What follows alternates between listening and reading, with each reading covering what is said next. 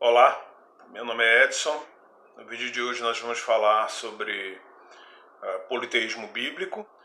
Primeiro dizer que sei o quanto esse é um tema polêmico, porque em geral não há uma admissão por parte dos teólogos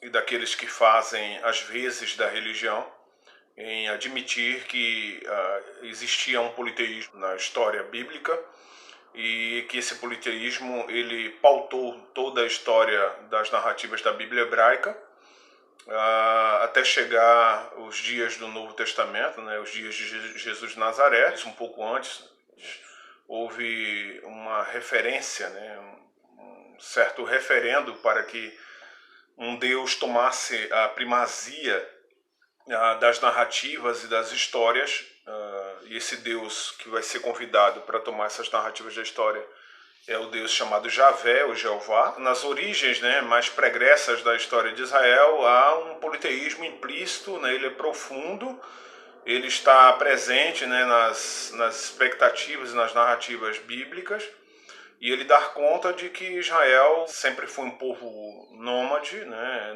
nas suas origens.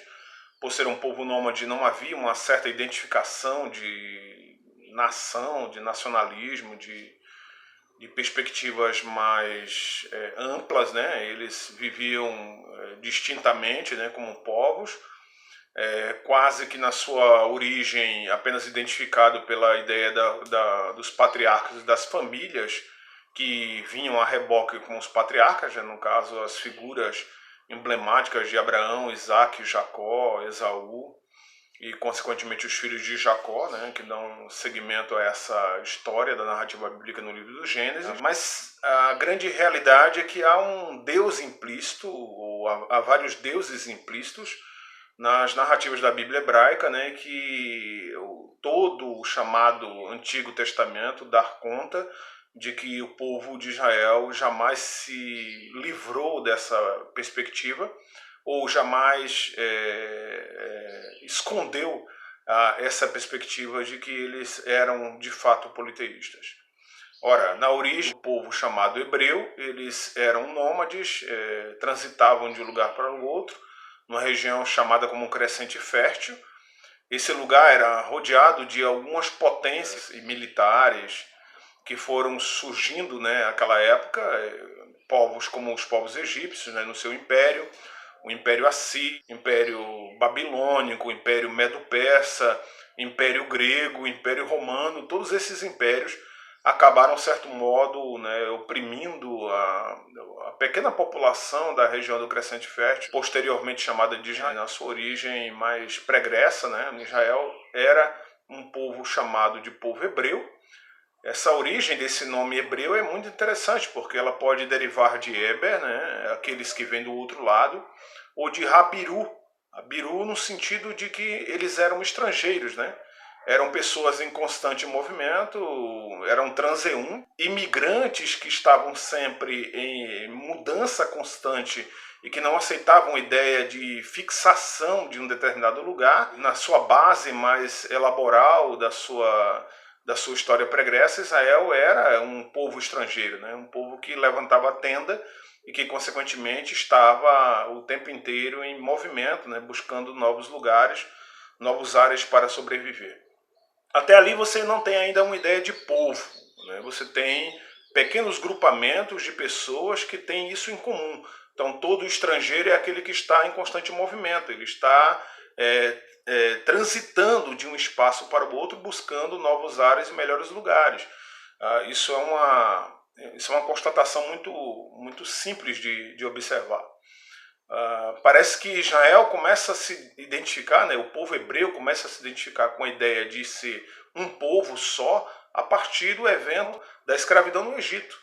É nesse evento da escravidão do Egito, né, esse primeiro grande império nas narrativas bíblicas que acaba oprimindo o povo de Israel, mudando a identidade desse povo que era estrangeiro, aquele que vinha do outro lado, que estava em constante movimento, para uma ideia de fixação, né, como um povo, como um ajuntamento de pessoas numa mesma identificação.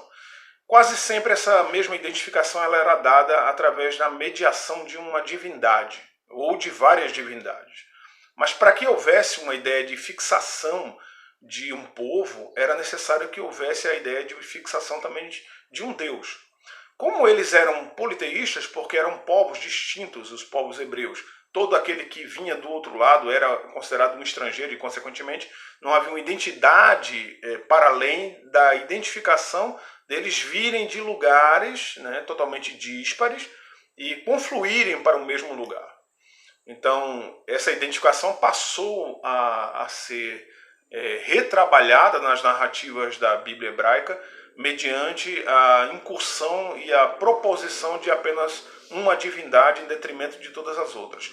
Todo mundo que vinha dos seus devidos lugares, dos seus devidos espaços, eles traziam consigo os seus deuses, as suas divindades, e elas afluíam para uma mesma perspectiva. Ora, a mesma perspectiva dos povos estrangeiros, né, que estavam procurando uma terra, era a perspectiva de uma terra.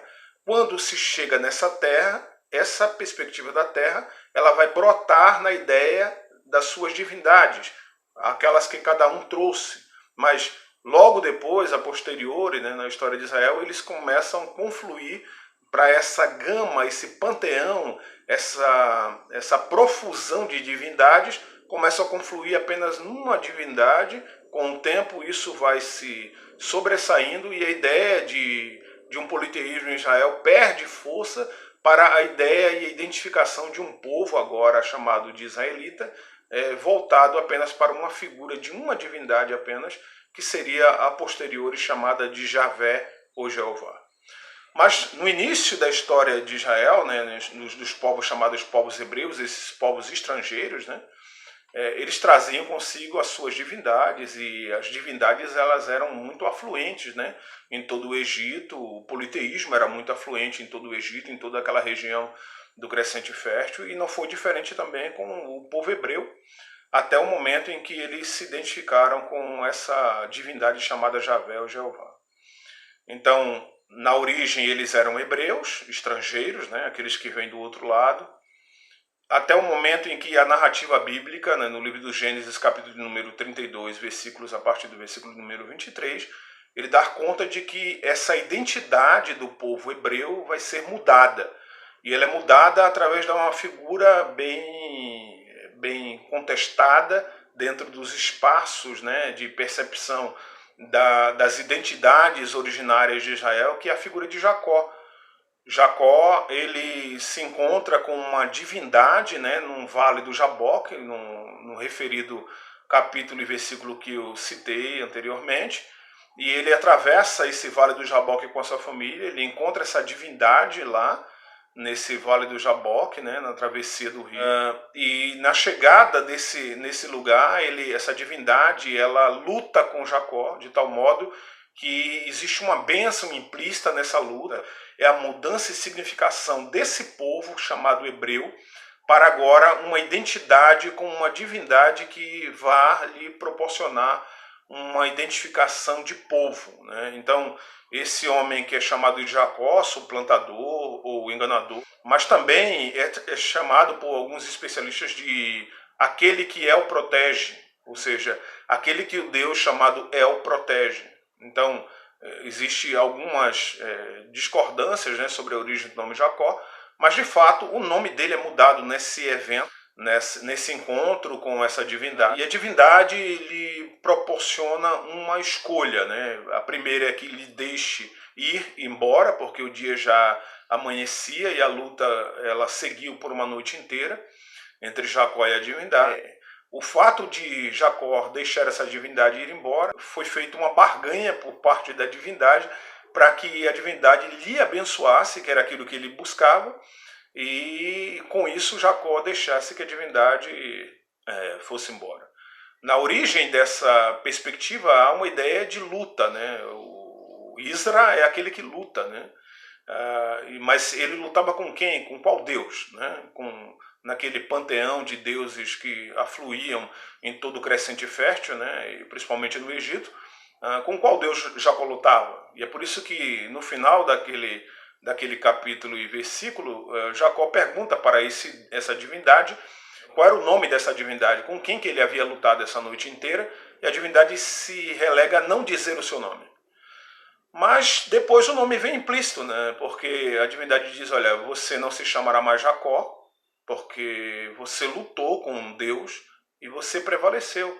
Então, a bênção que está implícita para você é que o seu nome será mudado, o significado da sua existência, sua vida, o seu povo será agora identificado, ele será apropriado por o nome da divindade que lutou com você. E é claro, se o nome de Jacó, a partir daquele momento, não era mais Jacó, e sim Ezra, ou aquele que luta, e El, aquele que luta com El, a divindade chamada El, então Jacó lutou com o Deus El, da divindade cananeia, e por isso ele foi assimilado não apenas como pessoa, mas também como povo, através da mediação da bênção desse Deus chamado El.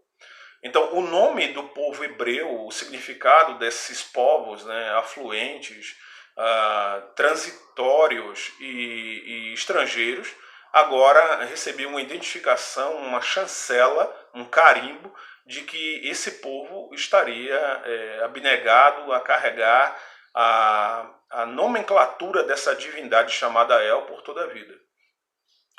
No final do século XIX, especialistas como Julius Willenhausen e Martin North acabaram criando algumas teorias, né, sobre essas perspectivas da Bíblia, né, porque em alguns momentos, quando você lê principalmente o livro do Gênesis, você encontra identificações, né, é claro que isso pode ser tido dada por redatores, né, posteriores, mas a grande maioria das relações que existem dentro do chamado livro do Gênesis, elas davam conta, né, a partir do século XIX, com esses grandes pesquisadores, como disse anteriormente, de que haviam algumas tradições, né, que fortaleciam a identificação do povo de Israel com algumas divindades específicas. Então há relatos no livro do Gênesis, na Bíblia hebraica, de que o Deus que mediava as ações do povo de Israel era um Deus chamado Javé, por isso surgiu a tradição, segundo William House, as tradições javistas, e em outras partes do Gênesis havia também as tradições chamadas de tradições eloístas, ou seja, era o Deus El quem tomava conta das narrativas e da identificação com o seu povo. Por exemplo, quando nós lemos o primeiro versículo da Bíblia, né, no princípio criou Deus os céus e a terra. O Deus que é identificado ali naquela narrativa do primeiro versículo do livro do Gênesis é o Deus chamado Elohim, ou deuses, né? Ou seja, é a identificação com o teóforo do El, que depois vai dar vazão não apenas a Elohim, mas El também vai dar vazão a Eloá, a El Eloí Israel, e a tantas outras identificações, né, de nomes que posteriormente surgiram na identificação pregressa desse nome chamado, dessa divindade chamada El, que, por exemplo, nomes como Gabriel e Miguel, nomes que na configuração do pensamento judaico, né, eram dados a anjos, né, e havia uma identificação não apenas teófora com relação ao Deus chamado El, né, alusiva ao Deus chamado El, mas também uma incorporação antropomórfica dada a divindades, mensageiros como anjos, como foi o caso de Miguel e Gabriel. Mas, por exemplo, os nomes que daí advieram, promulgados, né, através dessa mediação dessa divindade cananeia chamada El. Então Daniel, Samuel, até mesmo o lugar em que Jacó, quando recebe esse nome, ele transfigura o nome desse lugar para Peniel, ou seja, o lugar onde El se manifestou.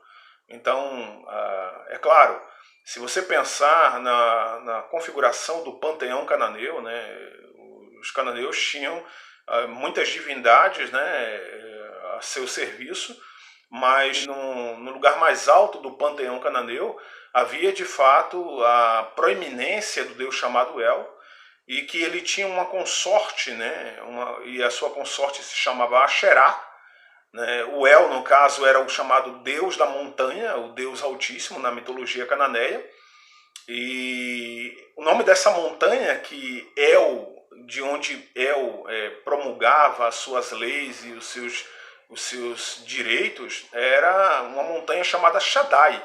Por isso essa identificação tão explorada, né, no meio cristão como um todo, né, na identificação de El como Shaddai, El Shaddai. El Shaddai significa El da montanha, né? Shaddai como montanha e El como da montanha, o da montanha mais alta, ou seja, é o Deus mais alto do panteão cananeu, e por isso ele era chamado de Deus Altíssimo, o El da montanha, o El da Shaddai. Esse El tinha uma consorte chamada Asherá, que era a deusa do mar, a senhora do mar, né? Depois, nas tradições mais posteriores, a Asherá perdeu o seu significado, mas ela ainda teve incursões muito grandes, né, importância muito grande dentro das tradições do povo de Israel. E esse casamento, né, entre esse deus cananeu chamado El e a sua consorte chamada Asherá, nasceu um filho. Esse filho é chamado de Baal. Baal como um deus sol, ou deus touro, ou deus bezerro. Essas significações, tanto do El como da Asherá, mas principalmente do Baal, elas continuaram na história da Bíblia hebraica, na história do povo de Israel como um todo, durante todo esse tempo. E essas perspectivas elas deram conta de que o povo de Israel realmente era um povo politeísta, né, que trouxe para a significação da sua existência e ajuntamento como um povo, né, a incorporação desse nome desse Deus cananeu. Mas é claro, você pode me perguntar, ora, mas se o povo de Israel até aquele momento não havia entrado à terra de Canaã, como que eles poderiam ter incorporado a ideia desse Deus? Ora, na narrativa bíblica, principalmente a identificação do Deus El com Jacó é quem faz mudar o nome dele de Jacó para Ísra, aquele que luta com El. Ou seja, a incorporação de El se dá ali. Agora, autores, pesquisadores muito interessantes, como Roland de Vaux, no livro Instituições de Israel, ou Norman Gutwald, no livro As Tribos de Javé, dão conta de que Israel sempre viveu naquele território de Canaã. É possível fazer uma leitura de que quer o povo de Israel tenha atravessado o Mar Vermelho e tomado o território de Canaã à força com uma promessa divina, agora não mais do Deus El, mas sim da divindade chamada Javé, né, nos eventos do Êxodo, os eventos da libertação do povo de Israel da escravidão do Egito, não está mais atrelado ao Deus El. Agora aparece um novo Deus no mercado. Esse Deus que aparece no mercado para o povo dentro da escravidão do Egito é um Deus chamado Javé. E esse Deus Javé é quem vai libertar o povo da escravidão do Egito e, consequentemente, nas narrativas bíblicas, a travessia do Mar Vermelho e a tomada da terra prometida, que é chamada de Canaã. Mas veja, como disse, citando autores como Roland de Vaux e Norman Gutwald, nos livros Instituições de Israel e As Tribos de Javé, quer o povo tenha atravessado o Mar Vermelho já numa outra perspectiva, num outro momento, e com um outro Deus no mercado, que era Javé, e tenha tomado a terra de Canaã, a terra prometida, como uma luta, um embrenhamento de uma luta e de uma perspectiva bélica, quer o povo tenha chegado a essa região e tenha feito um assentamento na região de Canaã, a grande realidade é que o povo de Israel ele incorporava os deuses dos lugares em que ele se mantinha. Então, quer ele tenha lutado e vencido e conquistado a terra prometida, quer ele tenha apenas feito um assentamento territorial naquelas regiões, de qualquer forma, a história de Israel é uma história politeísta. Ela é uma história politeísta porque ela carregou na identidade, na identificação da chegada à terra de Canaã, a terra prometida, todas as divindades que de lá advieram, seja El, seja Asherá, seja Baal, seja tantos outros deuses que surgiram, né? Então Israel levou essa identidade politeísta até o fim, até possivelmente os dias do rei Josias, a predileção de alguns redatores para que então o novo Deus chamado Javé fosse de fato incorporado para essa realidade politeísta de Israel e que nessa incorporação esse Deus chamado Javé suplantasse os demais deuses, né? Então, logo a posteriori, com a identificação do povo de Israel com esse Deus Javé, uma suplantação de todas as narrativas dos deuses anteriores, né? Eles são todos considerados deuses falsos, porque um Deus agora é considerado verdadeiro. Mas veja, na sua origem, Israel adorou a Baal, Israel adorou a Asherá, Israel adorou principalmente El, e não apenas adorou El, como El foi incorporado ao seu próprio nome. Então, aí está um relato breve de uma perspectiva de como que Israel, nas suas origens, ela era de fato politeísta, né? E de que os deuses que se identificaram com aqueles que criaram as narrativas no momento mais pregresso da história de Israel, da Bíblia hebraica, né? Os encontros de Abraão com um Deus nos carvalhais de Mani, onde decorrentemente vem a promessa do nascimento do seu filho Isaac, ou se é verdade que essas narrativas de Abraão, de Isaac, de Jacó e de Esaú têm realmente esse significado, essa importância, esse atrelamento, ou se na verdade são narrativas tradicionais, ou seja, narrativas das tradições de Abraão, que em algum momento se sobrepôs às tradições de Isaac, que vinham de um outro lado, ou, por exemplo, como que as narrativas de Abraão, que originalmente vêm do sul, do chamado Israel, elas começaram a incorporar as narrativas de Jacó, que vem do norte de Israel, fazendo de Abraão o avô de Jacó. É preferível olhar para a Bíblia e encontrar nela um significado de textos narrativos, né, que não necessariamente estão tão próximos como a gente lê de maneira literal, mas sim que são tradições que foram a seu modo incorporadas. E nessas tradições eram trazidos os seus deuses, as suas perspectivas. Todas elas não desmerecem a história de Israel, mas conta aquilo que a gente quase nunca quer ver, que é a história de que, de fato, Israel, na sua origem, era politeísta. E adoravam vários deuses. E adoraram vários deuses durante toda a história da Bíblia hebraica. Foi assim que aconteceu.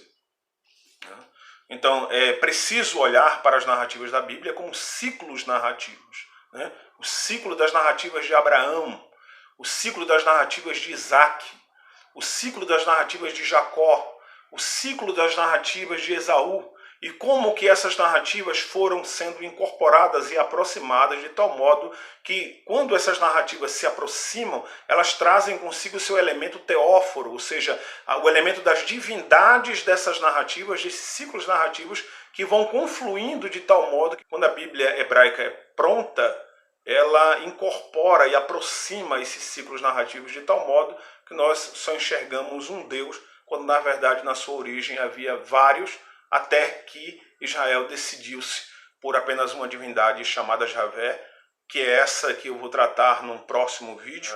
Se você gostou desse vídeo, eu peço que você curta, que você compartilhe, que você passe adiante, que você se inscreva no canal. Grande abraço a todos.